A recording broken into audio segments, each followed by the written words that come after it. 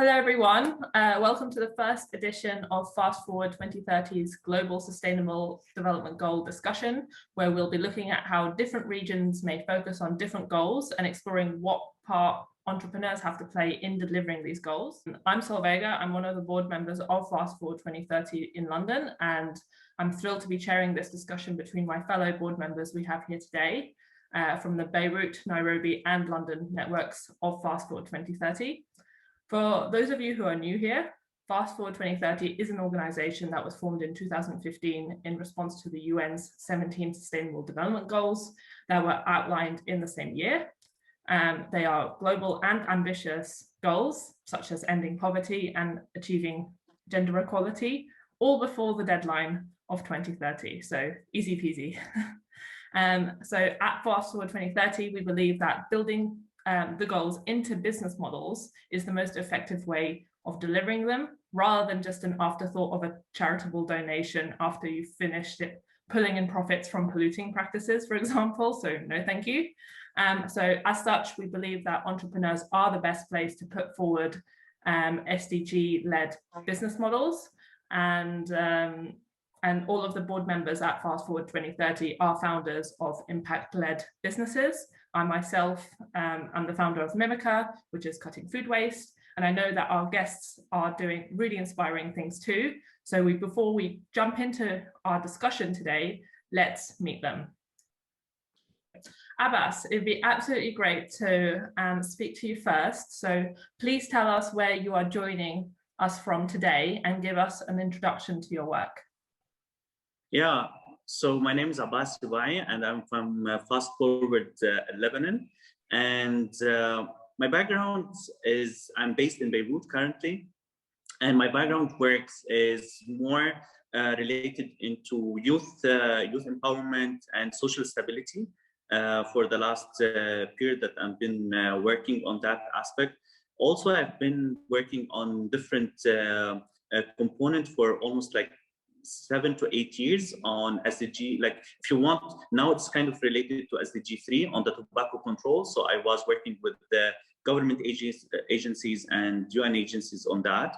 But at the same time, I'm now leading a big project in Lebanon that work on social stability, especially what we have with the refugees in Lebanon and the Syria crisis and the continuation that's kind of more than 10 years now. So we are working involved in that on this level. Thanks. Oh, amazing. So you've spoken already that one of your main SDGs is SDG 3. Could you just explain to our audience here more about this goal and what it hopes to achieve? Yes. So as I was saying, that my goal my focus work is on SDG 3, which is on global health, and the focus on the SDG with targets on the tobacco control and supporting on the the tobacco control framework, which works on issues about illicit trade and tobacco control, supporting young people to reduce smoking and the health hazard that would be contagious on this issue. On another note, that's some of my work that is being involved about how to engage private sector and entrepreneurship into the SDGs in general, with a focus on Sustainable Development Goal, for example, 13 on climate action, and how to engage this kind of communication that takes place on this issues on that manner, and how we can create policies that would be economically, socially, and environmentally sound in order to engage them in the best possible way. Okay, so it sounds like your work is quite broad and you've been involved in a few different things. So could you maybe draw out one of these projects or case studies that could give us a really nice example about how you've been able to help towards delivering the SDGs? Sure.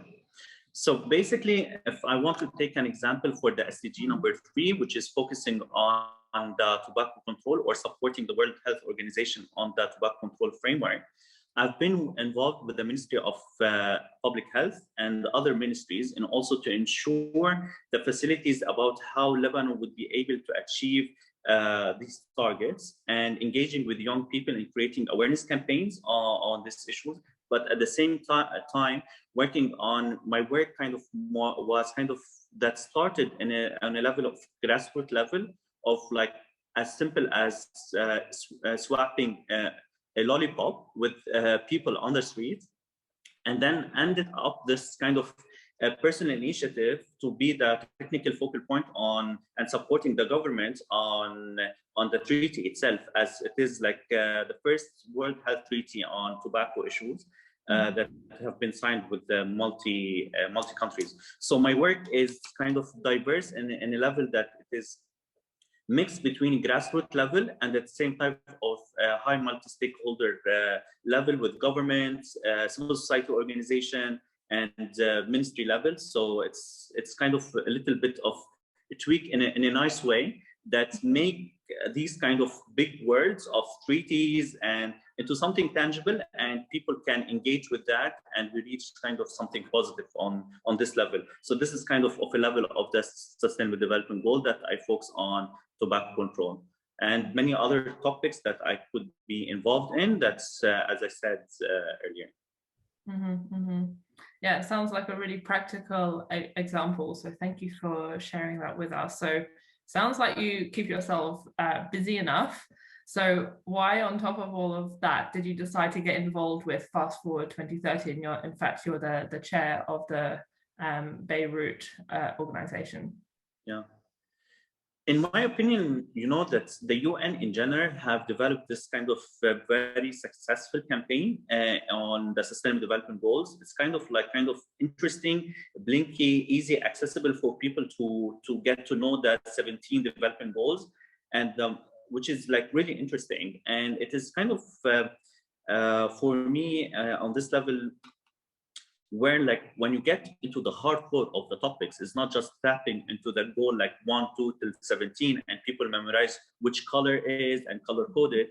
But the main problem is for me that's excited me to work on is about how to engage entrepreneurs into understanding more the targets of the 169 targets of the SDG, and rather not just being tapping on the surface of the issue and affirming. So for example, if you we see like a lot of social entrepreneurs when they are tapping on goals, like for example goal number 1 and goal number 2, one which is related into no poverty and goal number 2 on zero hunger, we see them that intervening into distributing kind of a cash assistance or food assistance, while the core of this goal and the targets is like more about job creation, policy level, and different aspects. So people are tapping into name itself, but not into the targets. So that's why I feel like I got myself engaged and I wanted to invest more time and effort in having this kind of dialogue and using Fast Forward as an opportunity for connecting with entrepreneurs into the Sustainable Development Goals, into the hard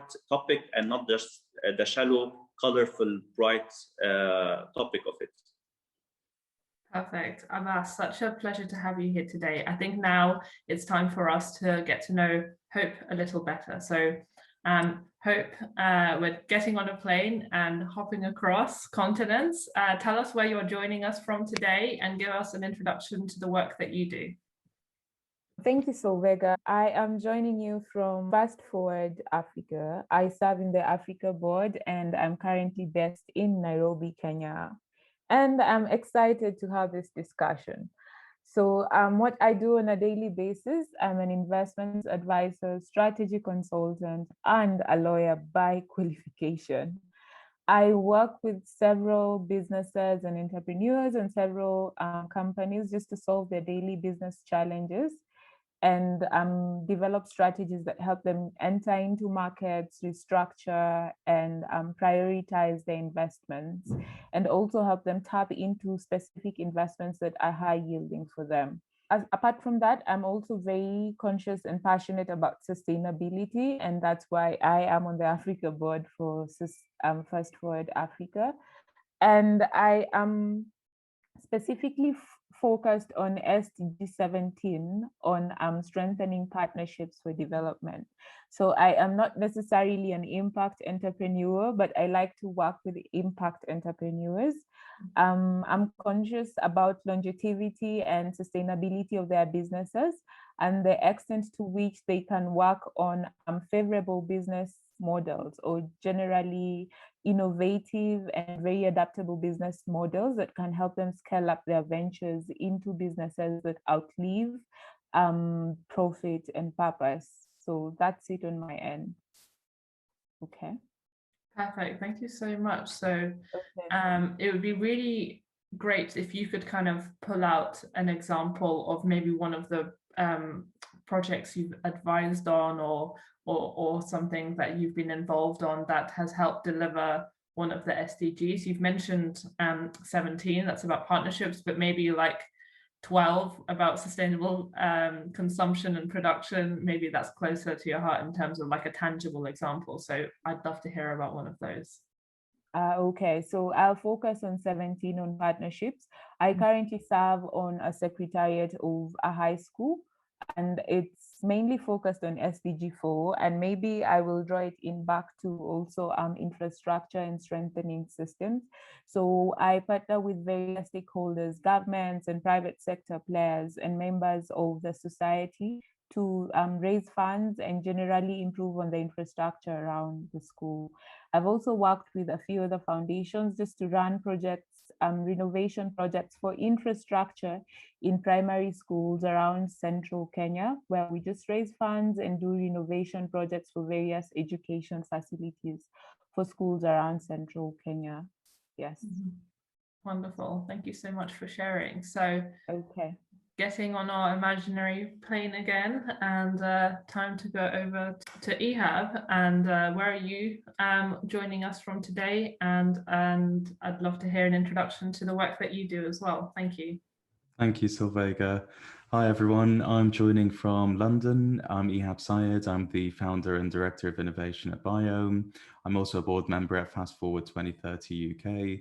And I'm also doing a PhD in architecture and built environment at Northumbria University. Biohm is a research and development-led company. We are driven by a very simple philosophy to allow nature to lead innovation and to only have a positive or regenerative impact on everything that we touch. And we're aiming to really revolutionize construction through a range of offerings that we have. One of them is bio-based materials, another one is circular construction systems, and the third is a range of services and research that we offer. When it comes to hitting the SDGs, we directly are hitting about 12 of the 17 SDGs and indirectly covering, more or less all of them. And when I say directly and indirectly is because, there are things that we can attribute to the work that we're doing and be 100% certain that it's the impact of our work, but there are also other things that are a little bit more difficult to do. And so we are always erring on the side of caution when it comes to attribution of impact.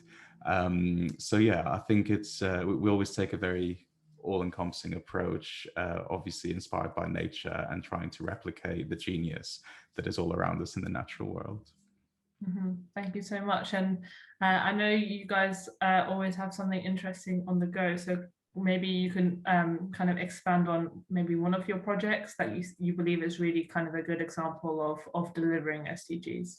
Absolutely. So when it comes to our bio-based materials, the first material we are commercializing is a mushroom-based insulation panel, or a mycelium insulation. It provides insulation for buildings at a performance level that is outperforming almost everything else on the market, even synthetic and plastic insulation, for example. When we tested it against standard, we were really blown away by the results. We didn't quite expect nature's genius to prevail as much as it did, but it did. And we're commercializing it at the moment in the sense that we are scaling it up quite rapidly. We're scaling up our capacity 2,000 times, and we're doing it in collaboration with communities. An example of how we're hitting the SDGs is the entire production process is regenerative. So when it comes to carbon, when it comes to energy, when it comes to biodiversity, resource depletion, everything that we're doing at every single stage is actually adding value to nature and improving the issues that are within the SDGs. When you look at the things like quality education or zero hunger or no poverty, SDGs 1, 2, and I think 4, these things are actually directly addressed through our production facilities, which are community-led. And we've built a business model which embeds that impact within it. We basically partner with a social enterprise or a local authority. We set up the production facility. In return, we offer a 50% profit share to the local community, and then we make sure that that profit share is directly advancing these SDGs. And for every SDG, we've got indicators, measurables, and actions through which we can measure and monitor the impact as we deliver that. So it becomes a catalyst for regeneration from a social and economic perspective as a production facility, but it's also, of course, a carbon sink and improving the local biodiversity. Wonderful. That's I like that you've actually explained how you're hitting various SDGs with kind of one project. So that's really useful for us to see. So I think now we can kind of move on to our discussion that we are all here for. So I guess I'd like to really open the floor and ask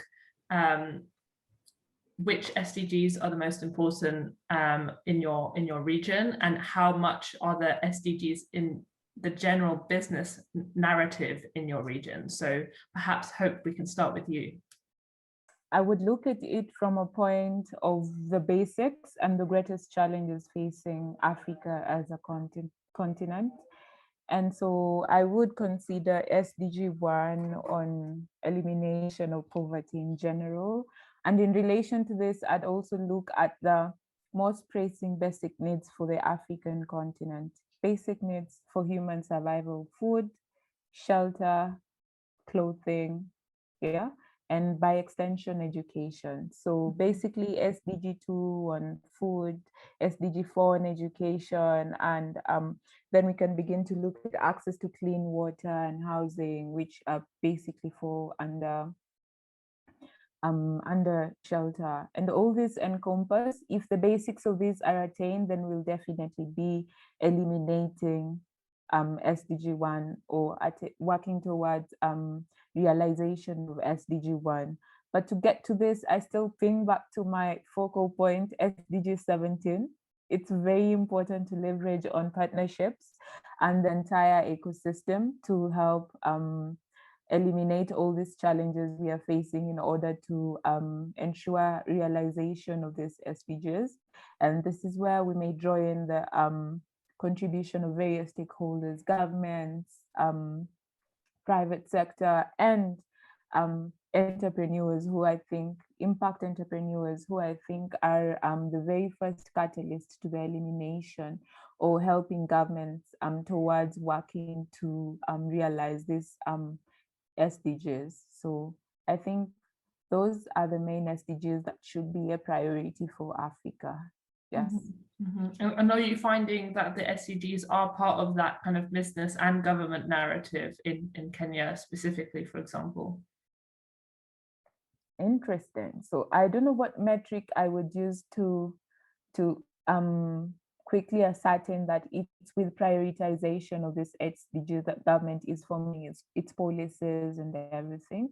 But I am definitely convinced that, for example, as part of the Big Four agenda or president's policy, he looks to work on some of these SDGs. And although it's not as aggressive and as fast as I think it should be, but they're definitely forming part of the narrative in Kenya specifically, yes.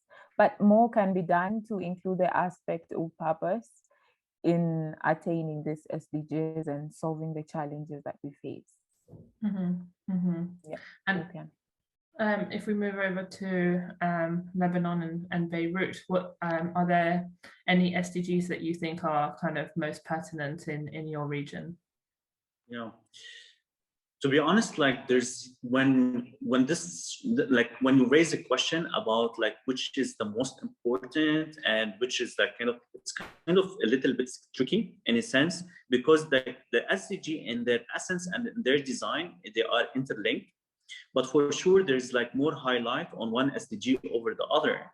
And in my opinion, because like Lebanon is kind of a very special geographic location within, it is like within the continent, which is kind of bridging between the African continent, the European continent, and also being situated on the Mediterranean, and also the aspect of it. So and the whole conflict that we're passing through in this region, in my opinion, the most important SDG is the one that's called SDG number 16, which is more talking about peace, justice, and self-institution.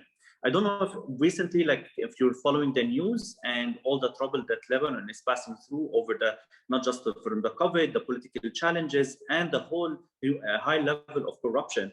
So I think focusing on the strong institution aspect and fighting corruption and creating more justice. And here where it's kind of linked with the SDG number 10 on inequalities, and also making sure that would be linked into SDG 3 on healthcare, and also ensuring, because of this weak and high level of corruption that we're facing in Lebanon, and the devaluation of the Lebanese lira, which is crazy, is like more than it used to be like 4 months ago, it would be like $1 is 1,500.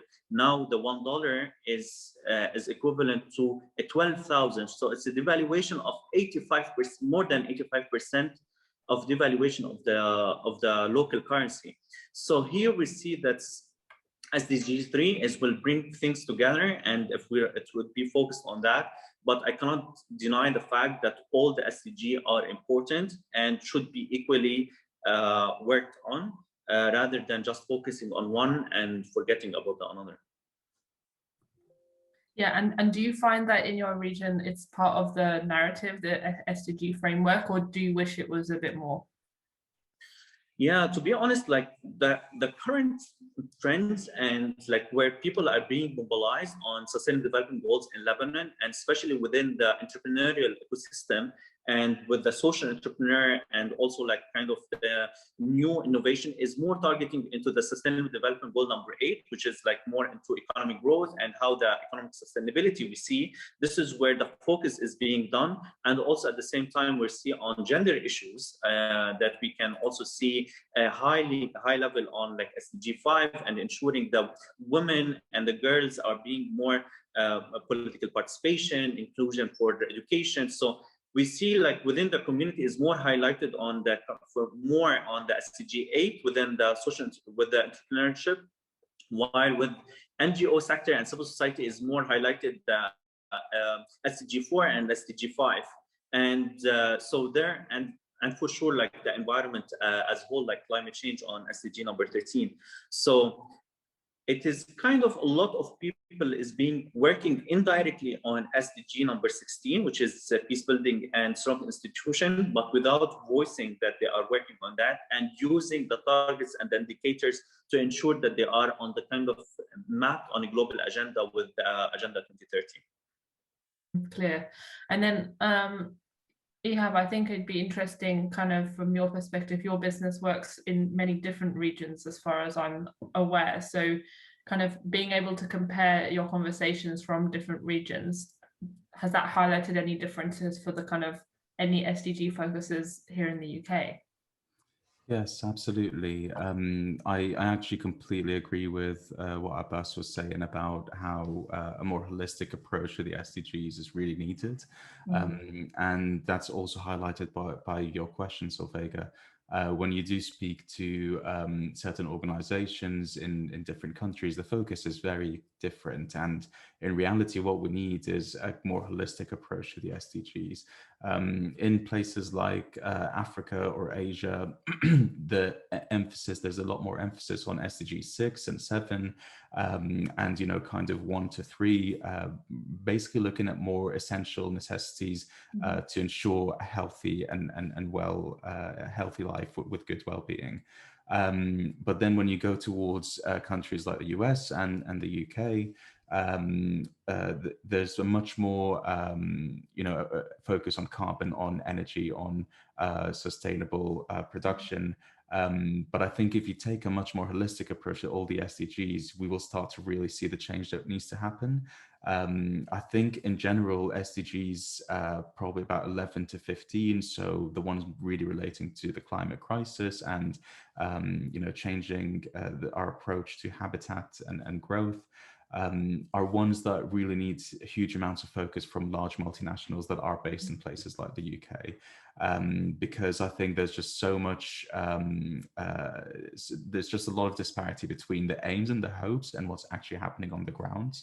When it comes to SDGs 1 to 5, I think there's a need for a lot of focus on that, especially in the UK, because we often think that there is no poverty in the UK, that there isn't, any hunger. And the reality is it's all around us. It's in the richest boroughs in London. It's in, it's everywhere.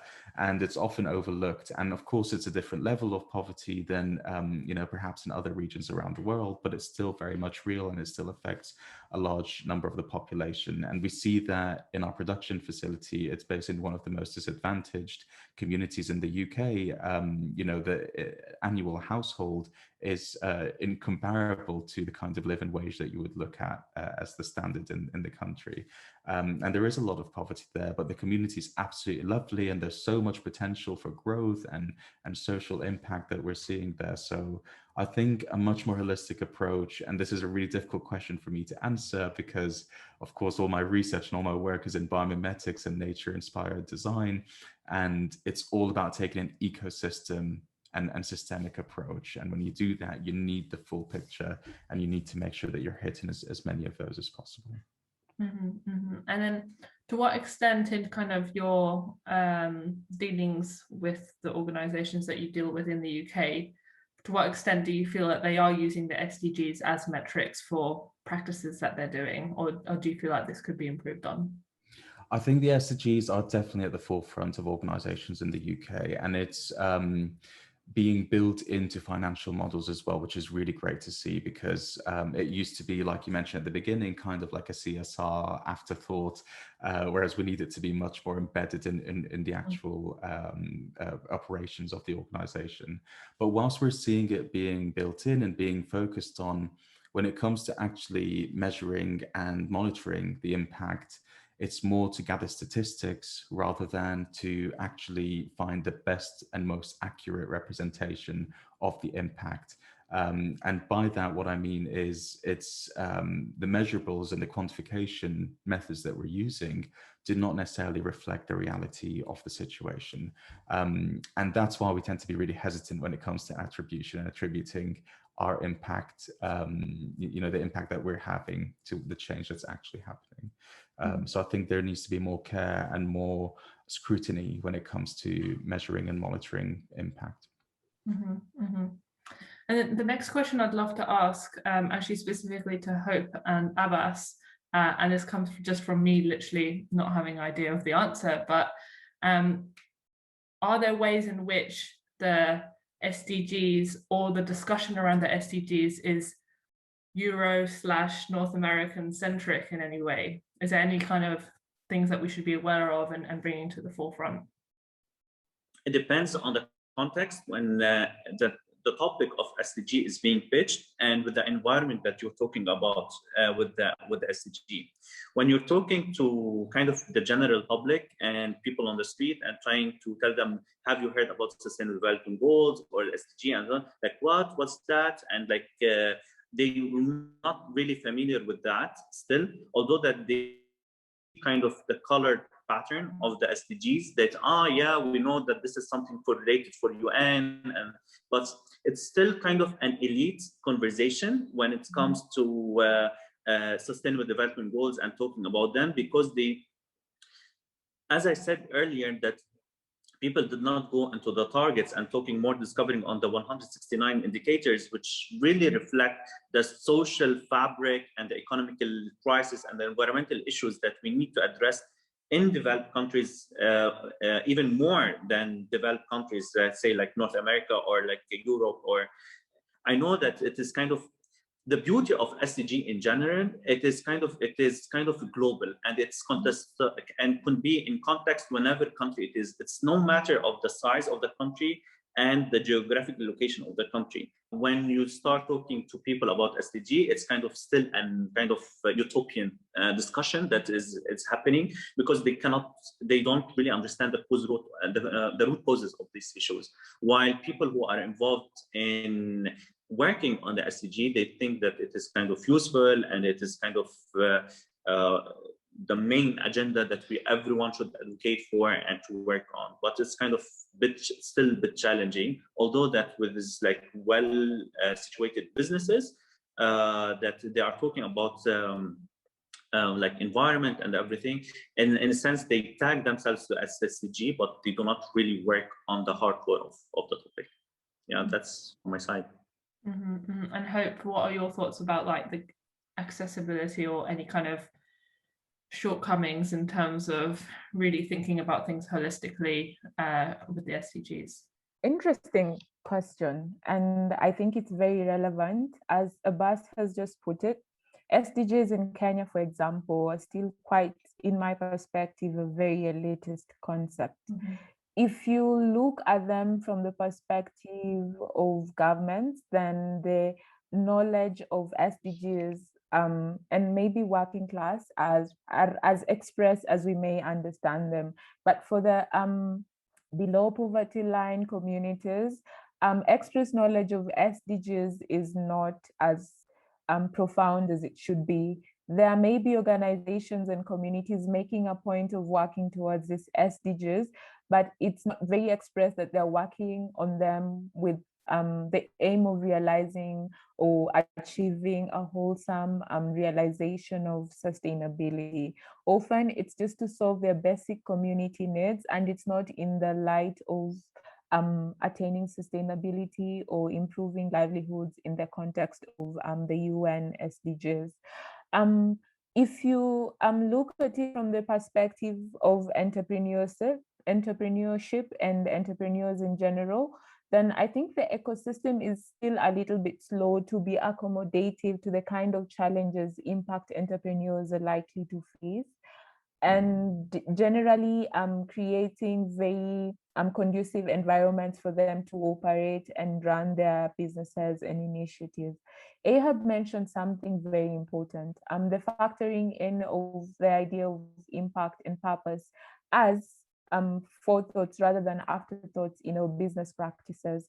I think many entities and corporates and multinational in Kenya still have a lot or a long way to catch up with that, because oftentimes impact work comes in the form of CSR after main business objectives, which is profit, has been attained. And so maybe if the whole ecosystem or legal ecosystem could look or factor a way into having a discussion around embedding the realization of ESG requirements into our corporate practices, then it would be a step in the right direction into prioritizing the attainment of ESGs by private sector. Another thing that I think is quite off in comparison to the other two demographics, North America and Europe, would be the business models that most impact and ventures in Africa or in Kenya take. And this is the fact that most impact ventures in Kenya take the shape of NGO models. There's very little accountability as to the use of funding and investment poured into them. And eventually, most of them often fail to scale and grow and die within the first 1 or 2 years, just because of very weak or unsustainable models that are also very inadaptable, and the fact that they refuse to reinvent themselves with changing needs in the entire ecosystem. But this is not wholly to blame on the entrepreneurs. There are quite a number of factors, such as low levels of skill, a completely unsupportive ecosystem and framework that is supportive for them to grow beyond just solving the needs of the users on the other end, but helping them also grow the profit aspects of their business. So the differences are quite stark. And in terms of entrepreneurs, it could be because we are either having a very unsupportive ecosystem, and the other one could be we are generally just acquiring copy-paste models from the more developed ecosystem without really contextualizing the needs of entrepreneurs in our ecosystem. So what do you think could be done to kind of inspire those, still would call them entrepreneurs, who are starting NGOs and then not having a sustainable business model, I should say, to deliver the impact that they wanted to have? How can we inspire them? What do you think the barrier is? Like, do they think that if they're making money off it, it's a bad thing and therefore not like virtuous? And what do you think the kind of barrier is there, and how can we go around that? First, don't quote me wrong, I didn't say the NGO model is a wrong model. I think having an NGO is okay for as long as it is, or we adopt a sustainable model. And in this case, then it means there has to be a very strong M&D system where we can monitor and evaluate the practices and keep them in check in terms of accountability on management and utilization of resources. So that being said, entrepreneurs who opt not to have a profit-based model then can ensure that we have systems in place that help them keep in check and we're able to report on the utilization of their funding. And what are your the others' thoughts on how to better promote the use of entrepreneurship to meet the SDGs in your areas? I think just this is actually something that's really close to my heart as a topic, just because when I started Biohm, I really wanted it to be a community interest company or a collective, a cooperative, sorry, and tried to look at different methods of incorporating the organization. And one sentence that I'll never forget that was said to me is, if you want to be taken seriously, set yourself up as a private limited company. And I thought, wow, I mean, that just says it all, because what it really boils down to is where the funding is going to come from and where the investment is going to come from. And that's how you achieve scale. That's how you achieve growth. That's how you achieve wider impact. And if we're looking at how the investment landscape is changing at the moment, with more VCs coming up that are focused on impact investment, more angels coming up that are looking at investment, more philanthropists that are looking at investment in companies, we're actually seeing a trend happen at the moment where private limited companies may actually be classed as social enterprises just as much as an NGO or a CIC or a company that is set up for that purpose, which is a really great thing to see. But at the same time, we're also seeing that being used as a facade, which is, just something that will always happen. It's an uncontrolled consequence of this kind of movement. So there are a lot of impact VCs that are no different than normal VCs, but are using that approach to target specific sustainable startups and organizations. I think it really boils down to more investors focusing on more long-term investment plans, increasing their fund life cycle beyond the 3 to 5 years, 7 years, going beyond that to 10 to 20 years. And that's when you will start seeing a complete shift in the way organizations value impact and look beyond just profit, but more about profit for planet and profit for social impact. I think it's really an investment driver more than anything from my perspective. Thank you. And then thinking about, we're all learning here about what's happening in different regions. Do you think it's important that we facilitate global cooperation between impact entrepreneurs, or is it more important to focus on strengthening local networks of entrepreneurs? So basically, I don't see like kind of either or. It's actually, it's a combination of both that need to be focused on. Definitely the networks, creating kind of a networks of like us in a way, it is something supportive that would be advancing, and encouraging people to know more about the Sustainable Development Goals and work toward the agenda to be achieved in 2030. I don't know how with COVID it's gonna be achieved, but to this level. But at the same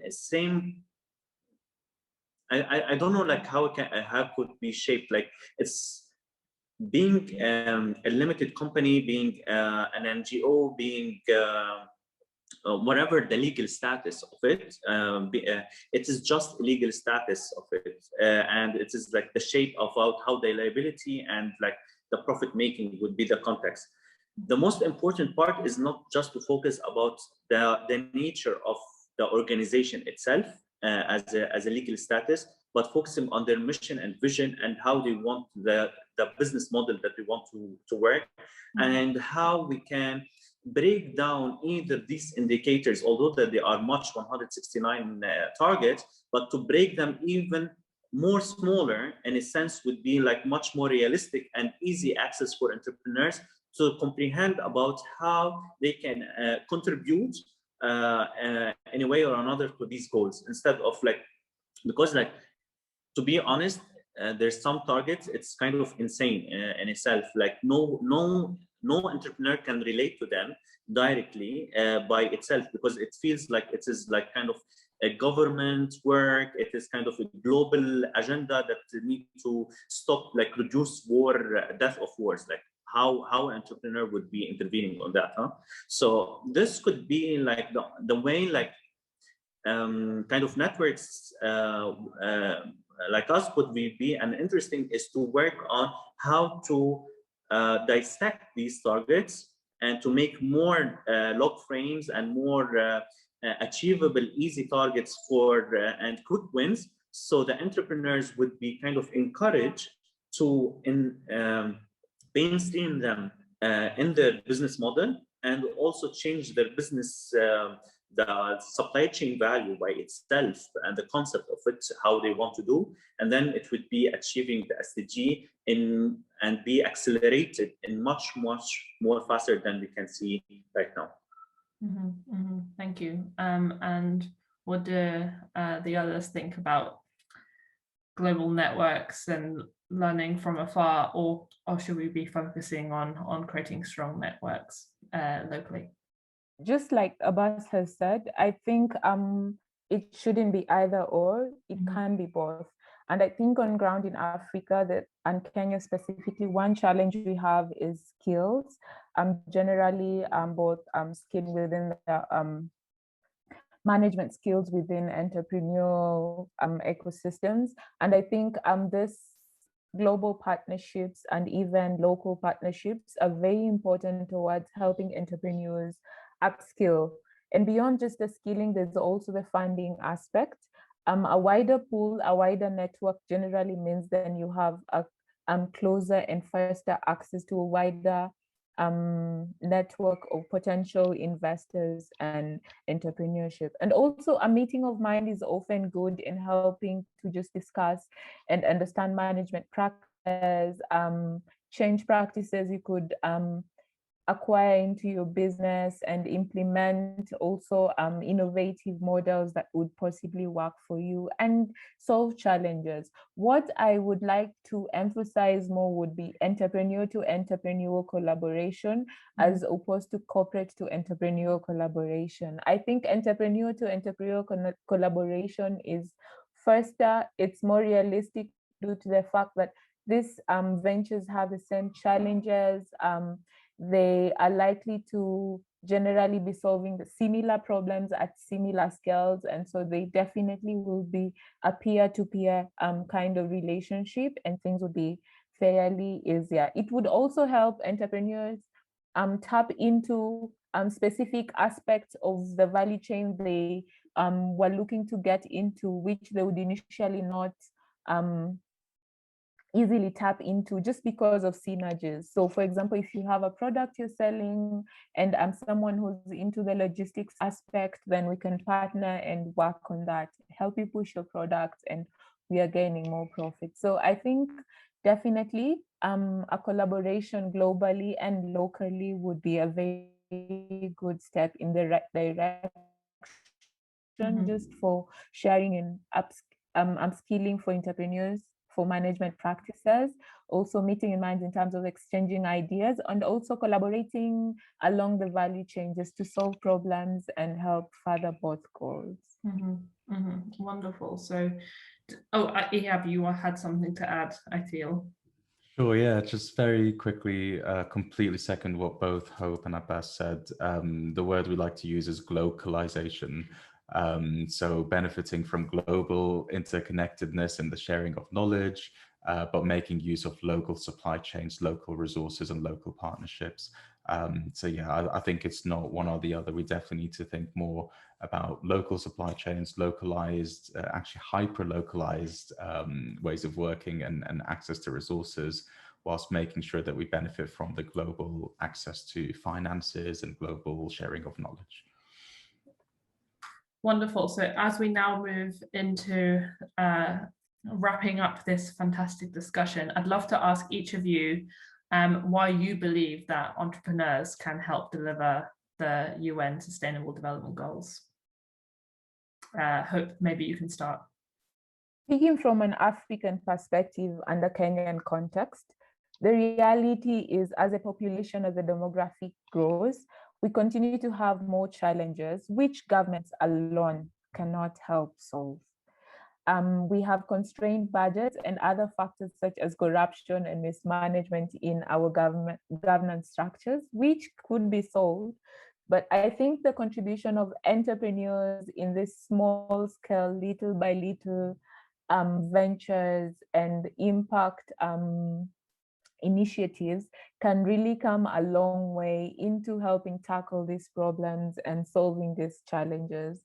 As we said, the demographic is very diverse. And as Abbas earlier put it, while different segments of the ecosystem completely face different pertinent challenges, in one or the other, every ecosystem has a fair share of their challenges with respect to every single SDG.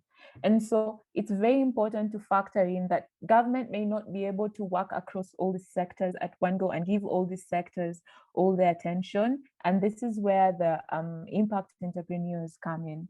I think impact entrepreneurs are a catalyst towards attaining these goals if governments, especially in Kenya and in Africa, in our context, just work on improving the ecosystem and making it more enabling for these ventures and impact entrepreneurs in general, then we'll be able to attain the SDGs. So definitely entrepreneurs are a catalyst to attaining the SDGs.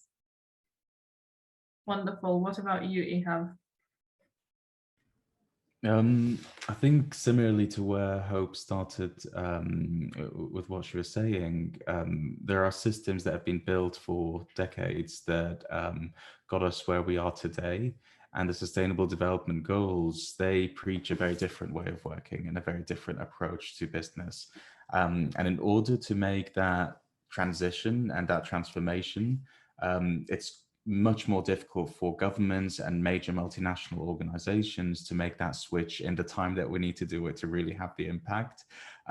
So it's kind of the duty of entrepreneurs with incredible visions for the future, with agile and lean models and ways of working that are able to disrupt and make the change happen and kind of bridge that gap between large multinationals and academia and communities and make it all work. So I think it's really the power sits with entrepreneurship and within new ways of doing things and new disruptive approaches. So I think that's where a lot of focus needs to be from these large multinationals and governments in terms of supporting those entrepreneurs to enable them to work through this transition.